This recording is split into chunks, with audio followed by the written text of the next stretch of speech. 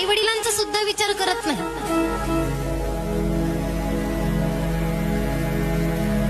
ज्याने आपल्याला लहानाचं मोठं केलं, आपल्याकरता एवढे कबाड कष्ट केले, ते सर्व कष्ट एका बाजूला निघून जातात.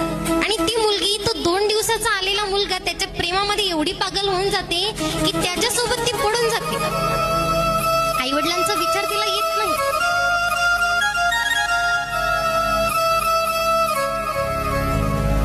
मुलगी घराच्या बाहेर जेव्हा पडून जाते ना, ती गेल्यानंतर त्या घरामध्ये काय होत असेल याचा सुद्धा ती विचार करत नाही. अरे, ती मुलगी ज्या वेळेला घर सोडून जाते ना, असं वाटतं त्या घरामध्ये पाय सुद्धा टाकावं नाही.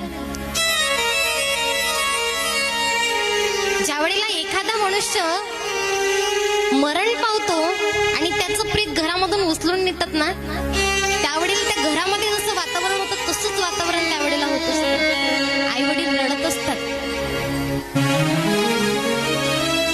आणि त्यावेळेला सर्व नातेवाईक सुद्धा त्यांना सोडून जातात. नातेवाईक सुद्धा विचारत